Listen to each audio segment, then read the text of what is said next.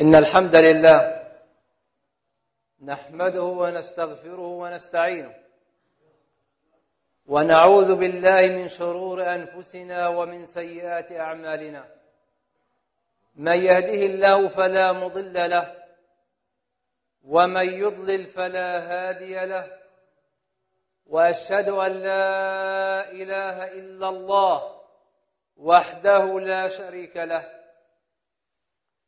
وأشهد أن محمدًا عبده ورسوله وصفيه من خلقه وخليله، أدى الأمانة وبلغ الرسالة ونصح للأمة فكشف الله به الغمة، فاللهم اجزه عنا خير ما جزيت نبيًا عن أمته ورسولا عن دعوته ورسالته، وصل اللهم عليه وسلم وزد وبارك وعلى آله وصحبه وعلى أحبابه وأتباعه وعلى كل من استنى بسنته واقتفى أثره إلى يوم الدين.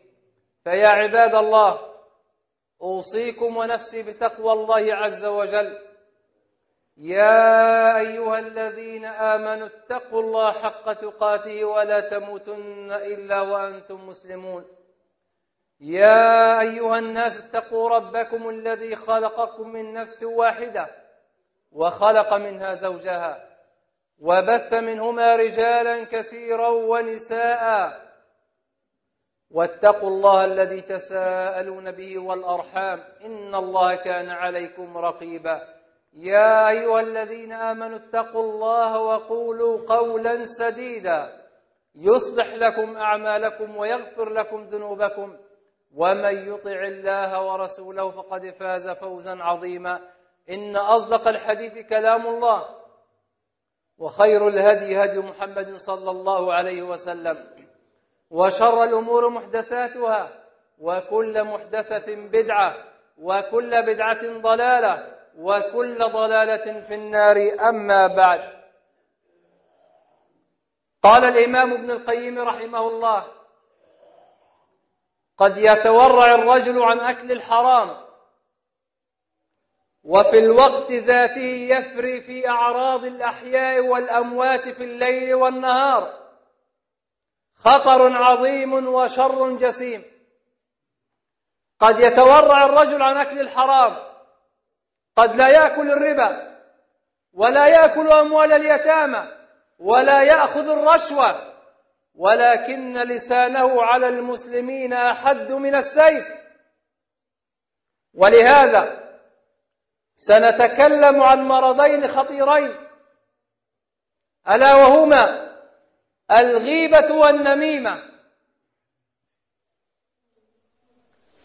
فالنميمة أيها الأحباب هي نقل الكلام بين الناس على سبيل الإفساد أو بنية الإفساد، وحقيقته إفشاء السر وهتك الستر. فالرجل النمام لا يمكن أن يستريح في نومه إلا إذا علم أنه قد قام طوال النهار بمهام صعبة، فتحرك بين أخوين أو بين بيتين بشيء من النميمة، حينئذ يأنس وينام. وهناك من النساء من لا يهدأ لها بال ولا يقر لها قرار إلا إذا انتقلت بالنميمة من بيت إلى بيت، ومن جارة إلى جارة، ومن أخت إلى أخت، والعياذ بالله. وهناك بعض الأخوة للأسف الشديد تجد عندهم الجرأة والشجاعة، ويقول لك: يا شيخ، أنا مستعد أن أواجهه بهذا الكلام الذي يقوله لك. ويعتقد المسكين أنه لم يقع في الغيبة والنميمة، بل هو مغتاب ونمام. والله عز وجل حذر من هذا الصنف الخبيث في كتابه العزيز في قوله تعالى: ولا تطع كل حلاف مهين هماز مشاء بنميم مناع للخير معتد أثيم عتل بعد ذلك زنيم. ولا تطع كل حلاف مهين هماز مشاء بنميم أن يمشي بين الناس بالنميمة أعاذني الله وإياكم من شرها وخطرها. وفي الصحيحين أن النبي صلى الله عليه وسلم مر بقبرين من حديث ابن عباس رضي الله عنهما، فقال النبي صلى الله عليه وسلم: إنهما ليعذبان، لام التأكيد، إنهما ليعذبان وما يعذبان في كبير لم يرتكبا كبيرة من الكبائر، لم يرتكبا لا زنا ولا سرقة ولا قتل. إنهما ليعذبان وما يعذبان في كبير، أما أحدهما فكان لا يستتر من بوله، أي كان يقف أمام الناس ويبول دون سترة ودون حياء. وفي رواية أخرى كان لا يستبرئ من بوله، أي كان لا يتطهر من بوله. ورواية ثالثة لا يستنزه بمعنى الاستبراء. فعدم الاستتار أو عدم الاستبراء من البول أو عدم الطهارة سبب من أسباب عذاب القبر. أما أحدهما فكان لا يستتر من بوله، وأما الآخر فكان يمشي بين الناس بالنميمة. أين يعذب النمام؟ يعذب في القبر، فالنميمة سبب من أسباب عذاب القبر. وفي الصحيحين أيضا أنه صلى الله عليه وسلم قال: لا يدخل الجنة نمام، لا يدخل الجنة نمام. ومن الأحاديث الجميلة التي رواها الإمام أحمد في مسنده وصححه الألباني أنه صلى الله عليه وسلم قال: خير عباد الله الذين إذا رؤوا ذكر الله. صنف كريم من الناس إذا رأيته ذكرك بالله عز وجل. خير عباد الله الذين إذا رؤوا ذكر الله. وشرار عباد الله المشاؤون بالنميمة المفرقون بين الأحبة. وشرار عباد الله المشاؤون بين الناس بالنميمة المفرقون بين الأحبة الباغون البراء العنت، أي العيب، يريدون أي تهمة للرجل الشريف، يريدون إلصاق أي تهمة به حتى يشوهوا صورته أمام الناس وأمام المجتمع. جاء رجل إلى عمرو بن عبيد رحمه الله قال: يا عم، إن فلانا من الناس يذكرك بسوء. رجل نمام. الرجل يقول: يا عم، إن فلانا من الناس يذكرك بسوء. قال له عمرو: يا هذا، أنت ما رعيت حق مجالسة الرجل، يعني ما احترمتش مجلسه. أنت ما رعيت حق مجالسة الرجل حيث نقلت إلينا حديثه، ولا أديت حقي حيث أعلمتني عن أخي ما أكره. ولكن اسمع، إن ذهبت إليه فاعلمه أن الموت يعمنا والقبر يضمنا والقيامة تجمعنا والله يحكم بيننا وهو خير الحاكمين. ولكن اسمع، إن ذهبت إليه فاعلمه أن الموت يعمنا والقبر يضمنا والقيامة تجمعنا والله يحكم بيننا وهو خير الحاكمين. ودخل رجل على أمير المؤمنين عمر بن عبد العزيز رضي الله عنه، وهو الخليفة العادل حفيد الفاروق عمر بن الخطاب رضي الله عنهم أجمعين.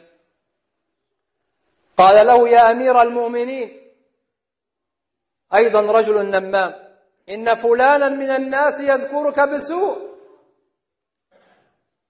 فقال له عمر رضي الله عنه وأرضاه: يا هذا، إن شئت نظرنا في أمرك، فإن كنت كاذبا فأنت من أهل هذه الآية: يا أيها الذين آمنوا إن جاءكم فاسق بنبأ فتبينوا.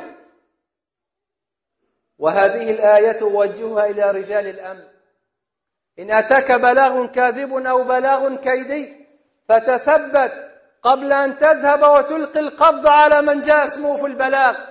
وفي قراءة أخرى: يا أيها الذين آمنوا إن جاءكم فاسق بنبأ فتثبتوا.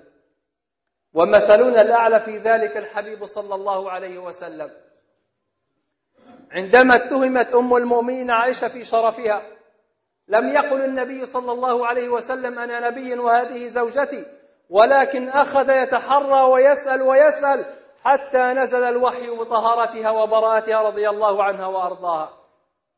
قال له عمر إن شئت نظرنا في أمرك، فإن كنت كاذبا فأنت من أهل هذه الآية يا أيها الذين آمنوا إن جاءكم فاسق بنبأ فتبينوا، وإن كنت صادقا فأنت من أهل هذه الآية ولا تطع كل حلاف مهين هماز مشاء بنميم، وإن شئت عفونا عنك.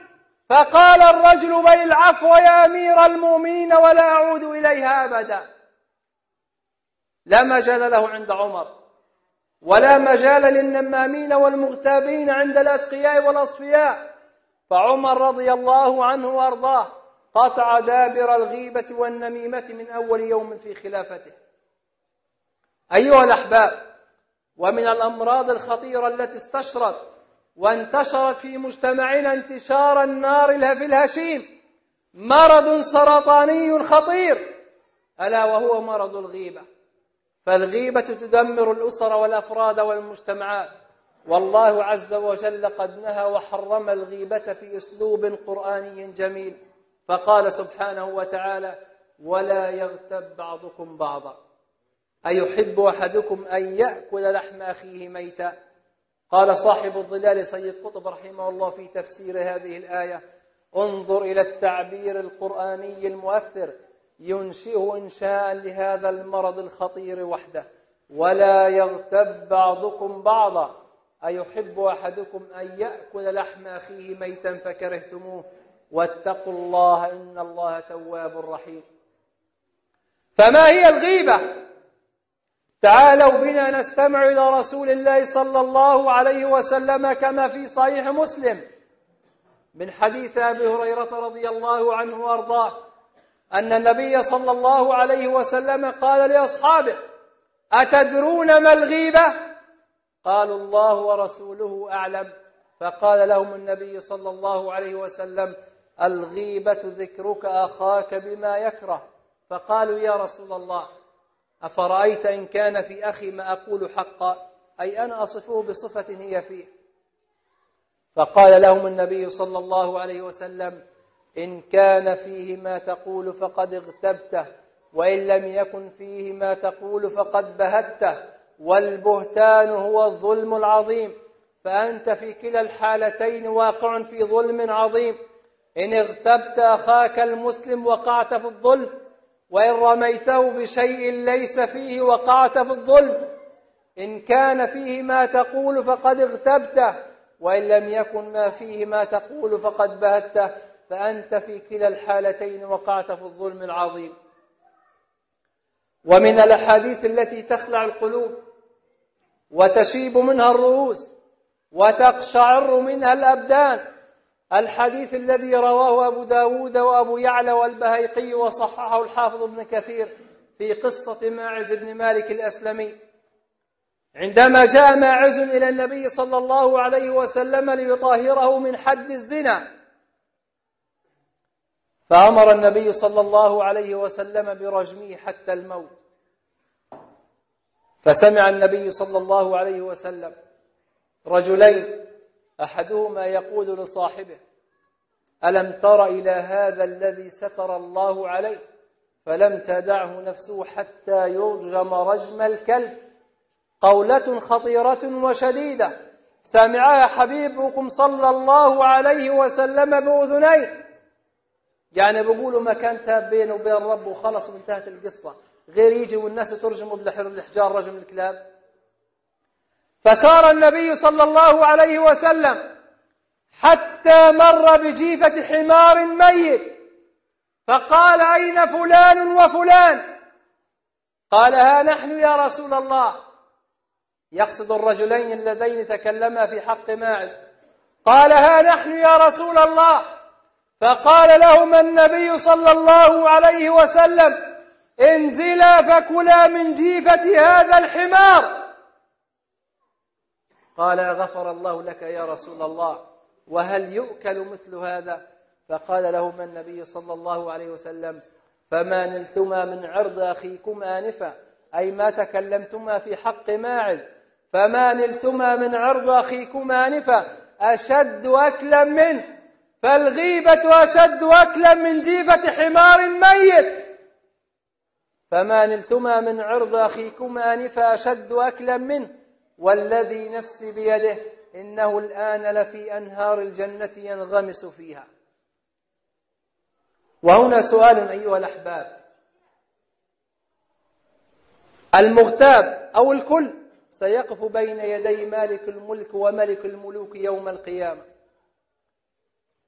وإذا سأله الله عز وجل: لماذا تكلمت في حق فلان؟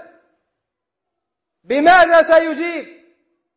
هل سيقول سأحضر محاميا؟ سيقول له الله عز وجل: اقرأ كتابك كفى بنفسك اليوم عليك حسيبا. هل سيقول: لم يصلني إنذار لحضور المحكمة الإلهية؟ سيقول له الله عز وجل: ألم تقرأ في سورة الفاتحة مالك يوم الدين وهذا يوم الدين وأنا مالكه؟ هل سيقول: من الذي أوصل إلي الإنذار؟ سيقول له الله عز وجل: لقد جاءكم رسول من أنفسكم عزيز عليه ما عنتم حريص بالمؤمنين رؤوف رحيم. هل سيقول: سأحضر الشهود؟ سيقول له الله عز وجل: يوم تشهد عليهم ألسنتهم وأيديهم وأرجلهم بما كانوا يعملون يومئذ يوفيهم دينهم الحق ويعلمون أن الله هو الحق المبين. هل سيقول: سأدفع كفالة مادية أو شخصية؟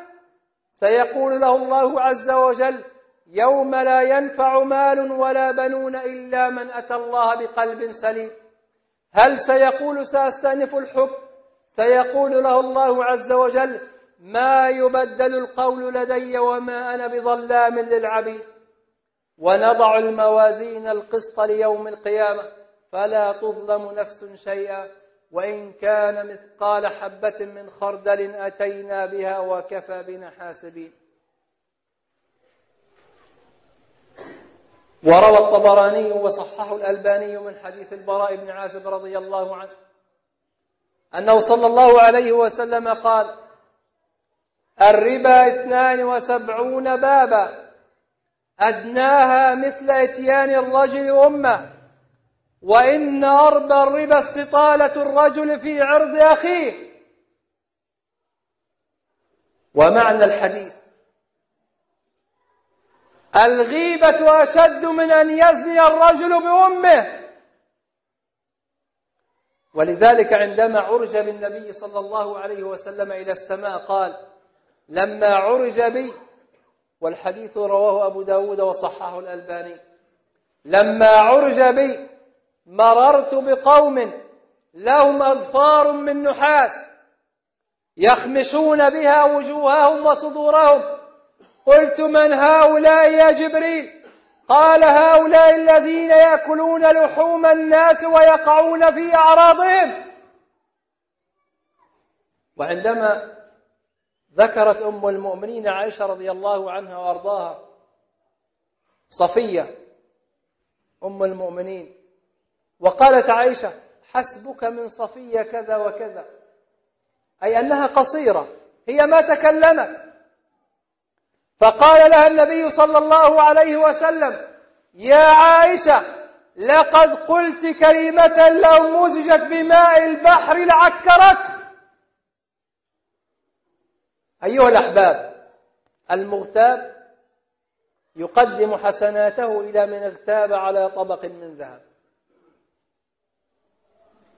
جاء رجل إلى الإمام حسن البصري قال: يا إمام، إن فلانا من الناس يغتاب. فتبسم الإمام وقال له: اقترب، خذ طبق الرطب هذا واذهب به إليه، وقل له هديتنا حسناتك فكافأناك بدلا منها طبقا من الرطب. وجاء رجل من الإمام جعفر الصادق قال: يا إمام، فلان يذكرك بسوء. فاحمر وجه الإمام غضبا وقال له: اجلس. أجاهدت فارس؟ قال: لا. أقاتلت الروم؟ قال: لا. أغزوت في سبيل الله؟ قال: لا. قال: لو تسلم منك فارس والروم ويسلم منك الكفار ولم تسلم منك أمة محمد صلى الله عليه وسلم. ويذكر الإمام الذهبي، وهذه قصة جميلة، عن ابن وهب رحمه الله قال: نظرت لله أني كلما اغتبت إنسانا صمت يوما فأجهدني الصوم، أي تعب من الصيام. كان يغتاب ويصوم فيزل ويقع في الغيبة، ويصوم فيقول: فإن الصيام وحده لا يكفي عن الغيبة. فنظرت لله أني كلما اغتبت إنسانا تصدقت بدرهم، فمن حب الدراهم تركت الغيبة. وقال عبد الرحمن بن المهدي رحمه الله: لولا أنني أكره أن يعصى الله لتمنيت ألا يبقى أحد في المصر إلا اغتابني، فأي شيء أهنأ إلي من حسنة أجدها في صحيفتي من غير عمل أعمله. أقول ما تسمعون واستغفر الله لي ولكم.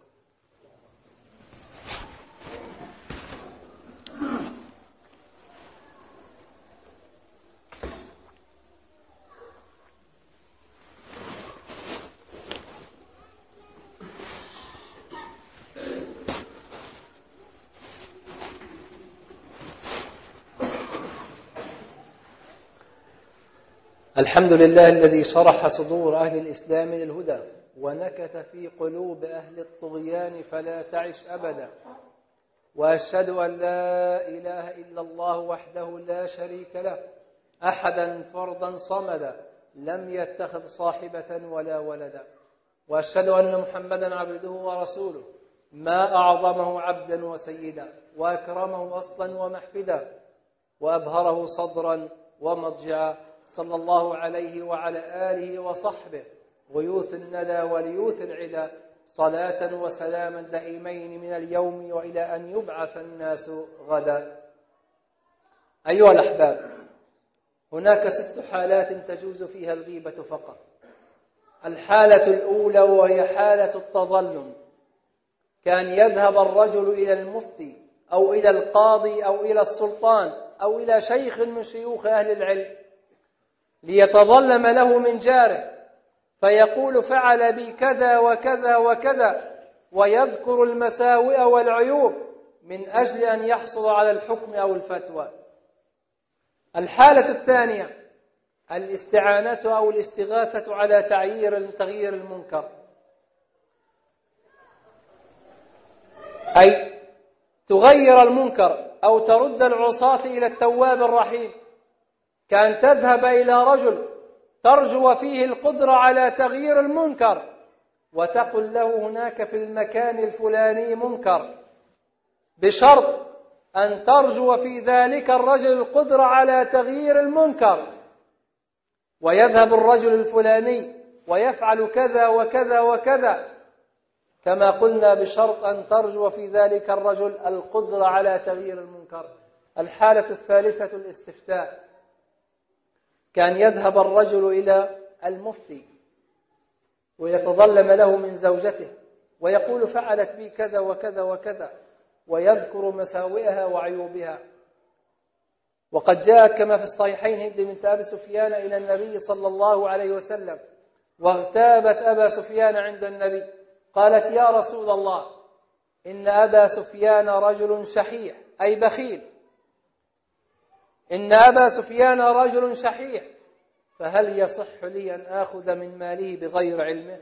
فقال لها النبي صلى الله عليه وسلم: خذي من ماله أنت وأولادك بالمعروف، يعني خذ على قدك وخلاص. الحالة الرابعة تحذير المسلمين من الشر والأشرار، كان يكون هناك رجل يتطاول على الله عز وجل أو يسب النبي أو يتطاول على أمهات المؤمنين والصحابة الكرام، فتقف في مكان عام أو في مسجد وتقول أحذر المسلمين من فلان حتى لا يقع الناس في شر ذلك الرجل الخبيث. الحالة الخامسة: كان يكون الرجل مجاهرا بفسقه ومعصيته، كان يشرب الخمر جهارا نهارا أو يتباهى بأنه زنى بابنة فلان، فتقوم أيضا في مكان عام أو في مسجد وتحذر الناس منه وتقول احذروا فلان إنه رجل زنديق، إنه رجل فاسق، إنه رجل خبيث، فهؤلاء لا غيبة لهم. الحالة السادسة والأخيرة هي حالة التعريف. كان يكون رجل لا يعرف إلا بصفة معينة، كان يقال فلان الأعوج أو الأعرج أو الأطرش أو الأشول إلى غير ذلك، ولكن بشرط على سبيل التعريف لا على سبيل الازدراء والاستهتار. أيها الأحباب، أختم بهذين الحديثين، وكما قلت لكم المغتاب يهدي حسناته إلى من اغتاب، فقد قال حبيبكم صلى الله عليه وسلم كما في صحيح مسلم من حديث أبي هريرة، قال للصحابة: أتدرون من المفلس؟ قالوا: المفلس فينا من لا درهم له ولا متاع، يعني بلغتنا الفقير على الحديدة. أتدرون من المفلس؟ قالوا: المفلس فينا من لا درهم له ولا متاع. فيقول لهم النبي صلى الله عليه وسلم: ولكن المفلس من أمتي من يأتي يوم القيامة بصلاة، يصلي 5 فروض في المسجد وربما يقوم الليل، من يأتي يوم القيامة بصلاة وصيام ويصوم رمضان والنوافل، من يأتي يوم القيامة بصلاة وصيام وزكاة وحج، ولكنه ماذا فعل؟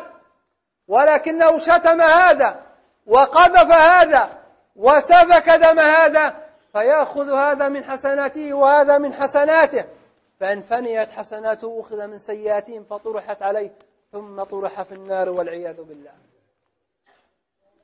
والحديث الثاني في الصحيحين من حديث أنس أنه صلى الله عليه وسلم قال: يتبع الميت 3: أهله وماله وعمله، فيرجع 2 ويبقى 1، يرجع أهله وماله ويبقى عمله، فاختر يا ابن آدم ما شئت من الأعمال ليلحق بك إلى القبر، وطوبى لابن آدم إن كان عمله ابتغاء الرحمن، والوبال والخسران لمن كان عمله ابتغاء الشيطان.